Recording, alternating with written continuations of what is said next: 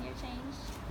From what I remember also with my son, and from what I saw, it was huge. The 9-year change, it's like the end of innocence. It's like I remember reading about it, like the fairy house is now just a trunk. Right. It's no longer the fairy house, and we're no longer in a pedestal.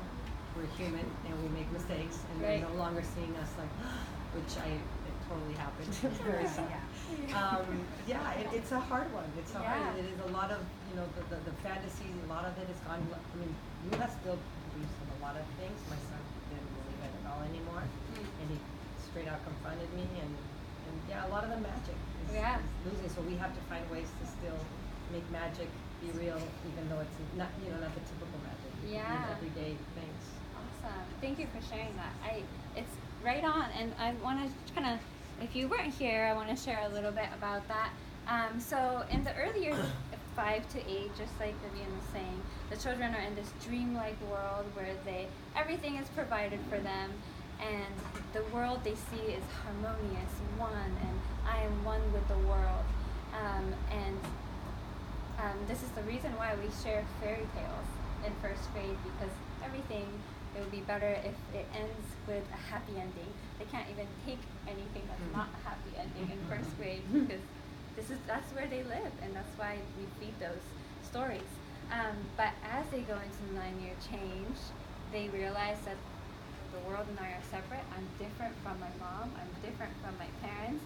I am my own person, and I am different from my teacher. And so then they start thinking, they sometimes become critical. Maybe you've experienced your child criticizing or questioning your authority, or questioning, are you sure, Mom, you know everything? kind of thing. Some of them could get argumentative, moody, but on the other side, some can take it really internally. And they might have irrational fears, nightmares, stomach aches, and they might not argue with you and things like that, but they might take it in, and they wake up sweating and having all these nightmares. I know some of you have shared with me about that.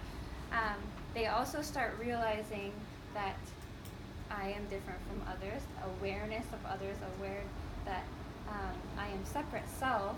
And so then they start sometimes thinking, no one in school likes me. They might say that. Maybe you've heard that. I hate school, and no one in school likes me. Though that is not always really true. They may feel that way inside. And they are becoming more self-conscious. But what's wonderful about the 9-year change, and is necessary and critical, is that they're building that inner emotional life. They're starting to really look inward, and they're realizing that now I have a path before me, my life is before me, and I am the one who must walk it. It is a shattering experience, yet this is part of the growing up that they need to go through. And so how does Waldorf curriculum meet this development? And so this is the reason why we share the Hebrew mythology in this time, because it mirrors their development, what they're going through. So the iconic story that we have, that I've shared in 9-year change meeting about the Garden of Eden. So the Hebrew God created this harmonious, perfect,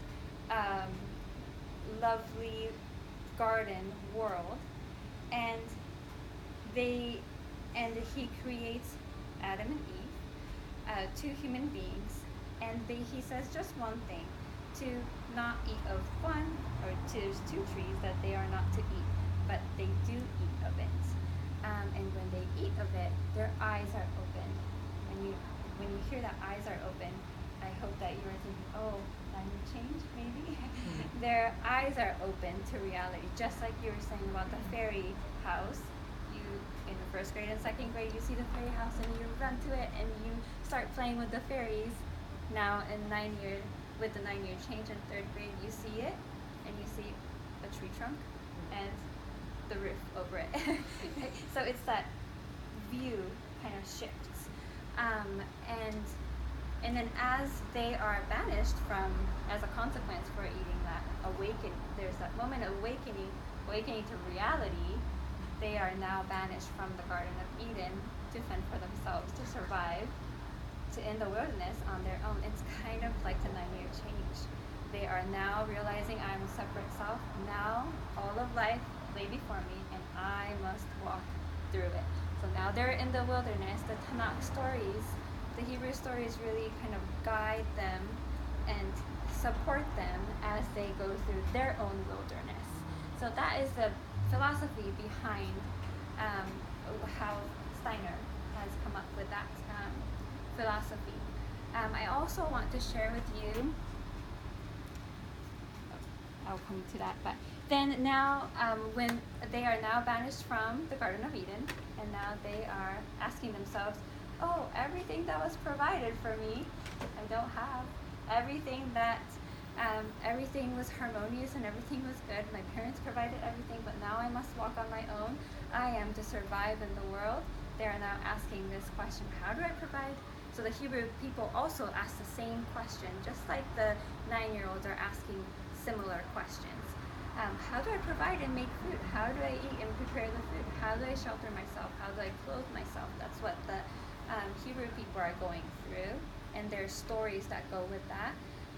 And the children, we provide as part of our curriculum, cooking this year, gardening for that sake, the study of shelters, and the study of textile, to allow them to do the work so that as they are in the wilderness, as they are going through the 9-year change, they're feeling much more capable.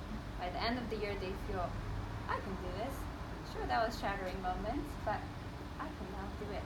I feel confident, I am confident. So we are trying to give that to the children. And that's the philosophy behind it. I also wanted to share with you the Waldorf curriculum through the years, because maybe many of you have chosen Waldorf education in kindergarten, and some of you are new, but maybe back then you thought, oh, I love the warmth of kindergarten, and maybe you chose it then. But I want you to kind of think again about, what do I want for my child, and what is Waldorf education once again? Because it looks different from public education. And so I want to share with you what kind of stories are being told. 3rd grade is actually the very start of the study of mythology. So Hebrew studies, we're going to talk about how the world was created in the Hebrew people's eyes this year. And then next year in 4th grade, so this is 4th grade, they're going to look at the Norse people, and the Norse mythology is going to be studied then. And so they're going to be talking about how did their culture tell these stories to support themselves and to become one civilization. Then in 5th grade, there's the Indian, Persian, Egyptian, Greek mythology. How did the Indian people, how did the Persian people, how did Egyptians, and how did the Greek people think the world started, and how did their gods interact with their world, and how did the environment cater to how they thought the world began. So, and then it keeps going to medieval Roman history, Renaissance, discovery. So by the end of their 8 years at Waldorf education, they really have a really broad, big picture of different worldviews. And I also want to share that Ocean Charter School's vision and the Waldorf education, the reason why it started and our hope for Waldorf education is that we hope that while through the children experiencing this education and all these things in their bodies and through learning these things, they're able to critically think and to be asset to their society, and is able to change the world through their actions, through their thinking, with all of this background. So it's really, I think it's a pretty powerful education. But I wanted to bring that up to you to help you see this is the beginning of a study of mythology. And it's not just going to be one people group that we'll be learning about. So you can also see the fairy tales. We gave them fairy tales because of the happy ending, right? And then the 2nd grade, they're trying to go through what's morality, what's good and evil. And so we give them the fables, the fallen side of humanity, and the saints or the heroes to give them the higher values so they can walk through that. So I just wanted to show you that. And so how does this year look for us? So we'll be going through the Hebrew studies, like we said, the stories from the Tanakh. And then also we'll be learning creation stories. I told the Hebrew creation story, but I think it's really important as a public charter Waldorf school to share not just one creation story from one people group, but different people groups' creation stories from all over the world. They're so different, and I think that's really exciting, and it's important to know that. In private schools, you only learn the Hebrew stories for the reasons that I've told you, but I think as a public hybrid charter school, it is a good thing to learn. So we'll be learning about different creation stories, so that will be really exciting. Then we'll learn about the study of textiles, like weaving and dyeing to different colors and things like that. How did they clothe themselves? Every culture does it so differently, even though they're using similar things. And then the study of shelters, which the children are so excited about. We're going to start it in January, and they will get to make their own shelters, and from stilts in the Amazon to igloos in the cold places. So it's going to be all shelters from all over the world. So super exciting year. And I just wanted to go through just different things that we'll get to do. So circle, you just experienced a little bit of the circle, but this year will be a lot more active because this is the doing year. And also we hope to have this element of tribe. We are one tribe, kind of like how the Hebrew people didn't go through it alone. They couldn't do it alone, but we are one tribe. It's really beautiful. Your children have been together for now the third year, and I was just telling one of the parents that your children are becoming family. it's really beautiful and awesome to see. Just from the beginning of the year, they fight together like siblings, and they also love each other, like they have each other's back. So we'll be doing a lot of Jewish dancing, which is a lot of dancing together in one body, and so that will be super fun. And a lot of the doing, jump roping, relay races. Today we got to do that, and we got to talk about how do we win well and how do we lose well. That was a big topic. Building towers. When Noah's Ark study is coming up, we'll talk about measuring. How big was that Noah's Ark, and how can we convert from cubits to meters, and all of those things. Rhythmic counting, we'll get to use those kind of sticks. It's a Waldorf way of doing a lot of math, and so we'll get to do multiplication. That's a big one this year, so we'll get to learn multiplication for that too. So I'm just going to zoom through. Gardening is another part. So how do I feed myself? Now I need to make myself some food. We have a garden volunteer. Miss Carla is going to be our volunteer, and she has kids in the older grades, but she has a green thumb, and the teachers here are super grateful to have her. She is carrying out our gardening curriculum, so the kids will learn to grow these plants, and they will get to experience, I can grow plants, and feel that capability. Oh my goodness, how perfect. That is compared. That's perfect. This is Miss Carla. I just finished over there too. Oh, perfect. How awesome. Would you like to share? I'm not normally this timely. Sure.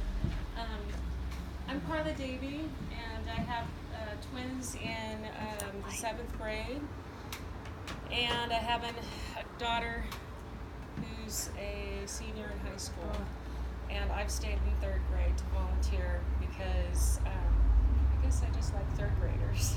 I love gardening, and I really found some serious joy in the 3rd grade gardening curriculum, and I've been developing it over the last, I don't know how many years, but one of the things that my oldest daughter's teacher said that has stuck with me is get them out there and get them working, and that was the most important thing to her, and it still is. We have the most interesting conversations, and the kids really learn a lot when they're working, and they're not so distracted. But we have come up with some more projects this year, like I mentioned over there, the lemon squeeze, where the parents came and helped us squeeze lemons, and then froze the juice, and then made lemonade for the spring fair. So that was a real successful project, and I'm hoping to incorporate more of those through the year so parents can participate and see what's going on in the garden. Tomorrow, with some extra help, we're doing a tea bag project where we're making herbal tea bags, and then they'll be able to use those for their tea when they're talking about their cooking segment. That is sort of the garden to table or garden to desk portion of the whole program. I know the parents are mainly running the cooking part, but I try to coordinate with them to use whatever we can from the garden. So that's what's going on. Awesome. Yeah, Oh, thank you. that's right. I was going to mention too. I mentioned to the other class, if there are extra shoes for your child to wear that they could use for that day, old shoes, it would really help, because sometimes I don't want to send kids back with dirty shoes. We got in trouble last year for that. Getting dirt here, getting dirt in the bathroom, trying to clean up. So if they have dirty shoes, they'll leave them downstairs near the pickup area, or hopefully they have a pair that they can change. The regular shoes will be here, and they'll just change into their dirty shoes for gardening. Don't send them in fancy clothes on Wednesdays, because they're going to get dirty. Or give them something to change into. Say if it's a picture day or something like that, but they have to do. If they have something else, it's great. So feel free to join the gardening. It's going to be every Wednesday, 10:30 to 11:15. If you would like to volunteer to join the kids, you can contact Dominique. She's the garden coordinator, so come join us. That would be super fun. And she always needs help. So. Yes. Yeah, even if you don't know anything about gardening, or if you just want to be there once, you can't come consistently, that's okay with me. I can use whatever help I can get corralling kids and keeping their attention. Once they go outside, lots of times they're very distracted. So whatever help I can get, sometimes it's just filling a bin with water for them to scoop out and water things with their watering cans. So it's really helpful to have more adults out there. Did you say 10:30 to 11? 10:30 to 11:15.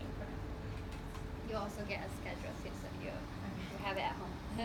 And we're just getting to know each other, so it's a good time to come pop in and help with that. Help me remember people's names.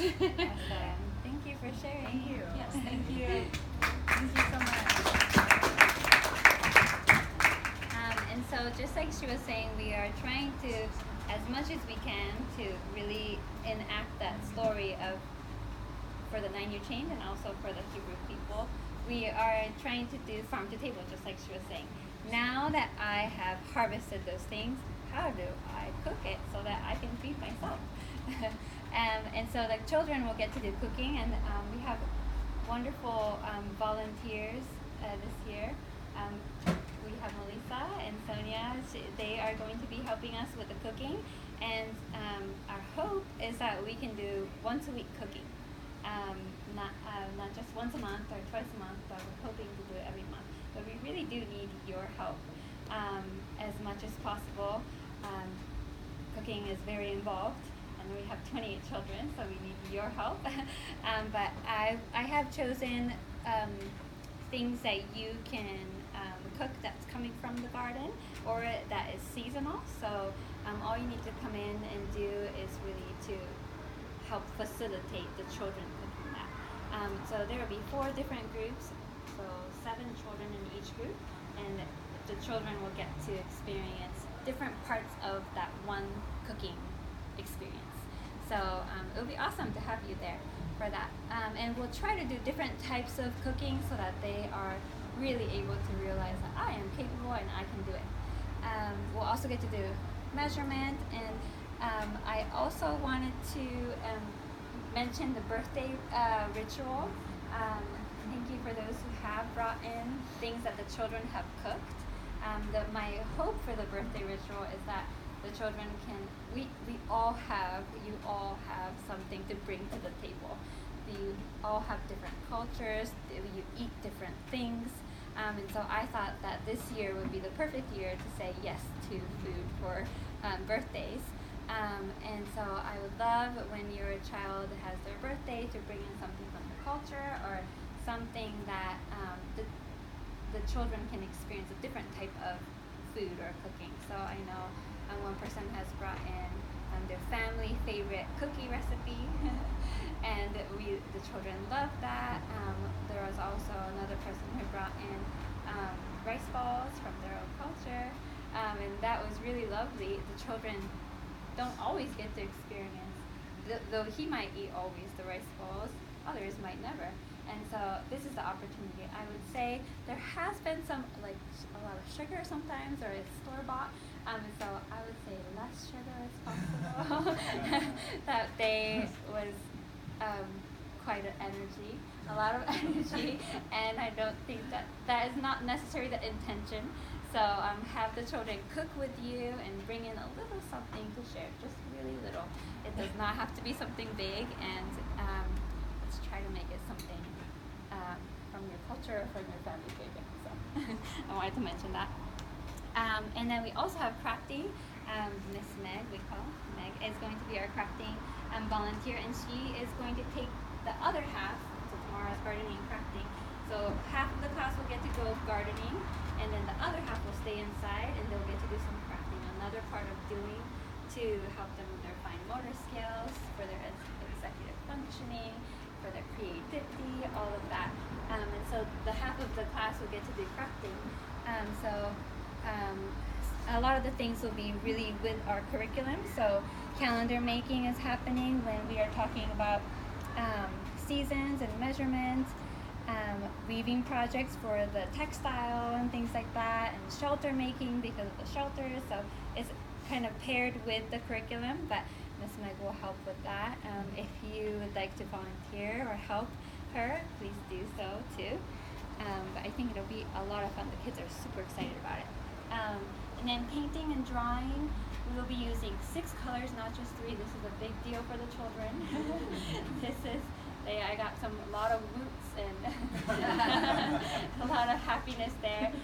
There is a reason behind that. We only use primary colors, the 3 primary colors in the 1st and 2nd grade, because of that dreamlike world that they're in. We want to support that. We want them to be there. We assist them. We match their development.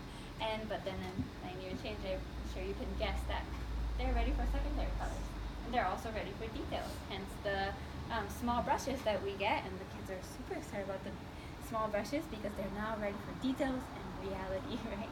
So realistic pictures, and they also got colored pencils. That was really exciting too. So and we'll also get to do chalk and pastel. We also will get to do recorders, not the pentatonic flute. And this is the same reason again. The pentatonic flute has only 5 notes that we get to play, and in 1st and 2nd grade we actually only sing pentatonic. The mood of the 5th, we call it, only those notes, because they are in this ethereal world, and we want them to be there. We assist them to be there, so we only sing those songs, and the pentatonic flute is right there with them. But the recorder is this year, and they're ready for that clear ending note and the half notes and a full C scale, which is really exciting. So, and the children are now ready for rounds, because they're now able to hold their own note for the first time as a 9-year-old. I'm separate from the world, so they're able to do that. So I hope that you can experience the beautiful recorder rounds one day. And council, if you don't know what council is, it's a Native American practice that Waldorf education, a lot of schools have adopted, and it's been a really powerful and lovely experience with your children. They have those who feel shy have really come out and is able to share something way more than before, because they feel more comfortable. And for those who have a hard time listening and they like to they are also learning to listen from their hearts. So it really works both ways, and they've gotten so good at it. I think that's such a gift for the children, to be able to have that time where they're learning to listen from their hearts and speak from their hearts. So that's been really wonderful. And it really creates the class culture. They have some have brought in really, they've taken their risks to share something really sometimes difficult or sometimes vulnerable, but the children it's a time where it's a safe place to bring that. And eventually, when they're 4th and 5th grade, it'll be a time where they'll probably start sharing more things as they get to know each other. So that's a wonderful place where we can talk about social skills and how do we win well, how do we lose well, all of these things too. So we have talked a lot as a class. And writing, we'll get to do a lot of cursive writing. This year is the cursive year. So we'll get, if your child does not feel comfortable with cursive, I would really recommend getting the workbook, the cursive workbook that I sent a link to over the summer. Not everyone feels comfortable yet, so please help them with that. But this is the year that they're ready for cursive. And then story writing, opinion writing, we got to do that a lot last year, but we're going to give it a little more meat. And this year they are going to learn to write in paragraphs with topic sentence and details and how to support their argument. They're getting ready for 4th grade, 5th grade, 6th grade, where they're going to start writing essays. So they're ready. And we'll get to do other things as well. And reading, we'll get to have library every week this year, which is really awesome. The kids are now become bookworms. I catch them often reading in their desks. That does not happen in the 1st and 2nd grade, but this year they're reading, and I'm saying, no, not right now. So that's a great thing in a way. And so they get to have 3 books to borrow from the library every week, and they are fast readers, so they're just going through those chapter books. Awesome. And we also are going to get to read to the 1st graders, and we got to do just one class. It was so sweet to watch the 3rd graders, your children, read to the 1st graders. I wish you all were there because it was so sweet, and knowing that many of the children could not read in 1st grade, they're able to read to the other children, and they look so big, and they look like big brothers and sisters. So we'll get to do that often with the 1st graders, and they love being able to read out loud. Some were saying that, wow, I thought I was pretty good at reading, but reading out loud is different from reading in my head, which is the exact practice that we want for them. Prosody and reading out loud, just like storytelling, that level of reading. And then math, we'll get to do a lot of place value, rounding, all of those things. But we'll get to do the Waldorf math ways of doing things, but also we'll be using Envision. So going with the Common Core, we need to also make sure as a public charter school to be with the Common Core. So we'll be using, if you might have seen the textbook in there, we'll be using that and some Waldorf ways of doing math. And computers, my goodness, the children are so excited when they have computers. This is a very exciting moment, and this is a time to say yes to computers for once. And so they are going to learn to type this year. They're ready for that, and also we do need to do that in 3rd grade because at the end of the year there is state testing that we do have to do for the district. It really, the way that we prepare the children is so gently done that there is not much anxiety for the children, and it's almost as if they're excited to take these state test exams because they get to be on the computers for the first time, and they feel mature and they feel older. So if you are worried about that, that does not happen, especially the way that we prepare them, and they will be able to do well, I think. And so they have a program called Typing Without Tears. Maybe you have heard about it at home, but I just have sent it right before this meeting, your child's code and your account so that the children can practice at home. I would say not more than 1 hour per week. We still are trying to not do too much media. This is for typing purposes. So don't let them go too crazy with that. But you can have them practice so that they feel ready and competent at the end of the year. And we will also have homework. They are ready for that responsibility. My hope though, especially with homework, is not more busy work or any busy work, but it really I hope that they can get better at organization, planning, and time management. So to be able to turn in their assignments on time is really important. And my homework assignments will be monthly based. So once a month in the beginning of the year, I'll give almost like a project. So the first one actually will be, what is your dream and goal? And I will make it specific so that they can write about that. They can make a poster out of that. But your children will need help with knowing how to manage their time, because it's a whole month thing. So hoping that it's not, oh no, the last Friday of the month is coming up. I need to do it now. So if you can teach your children at home to be able to guide them, and okay, let's do some planning here. Maybe we can do it once a week for just 1 hour. You'll probably get it done by the end of the month, and you're also welcome to turn them in way earlier too. So that is really the intention. It's not more busy work, but I think the children will really come to love homework. We'll also do like make your family tree, your genealogy, make a poster out of it. You can even, not just a poster, but something bigger. Creation story, I would love for them to make their own creation story and have them come up with that.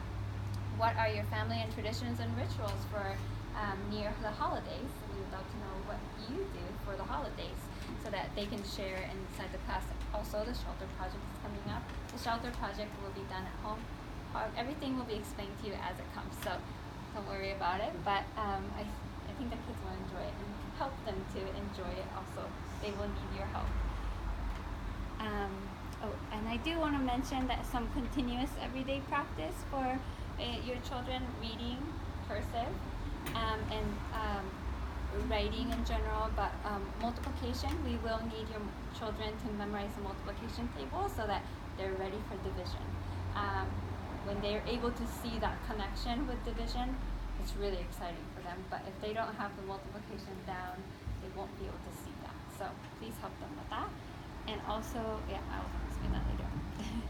And at this time, I would love to invite Miss Jody. She is going to take over during my maternity leave. So this is Miss Jody, and I am so glad. Yes.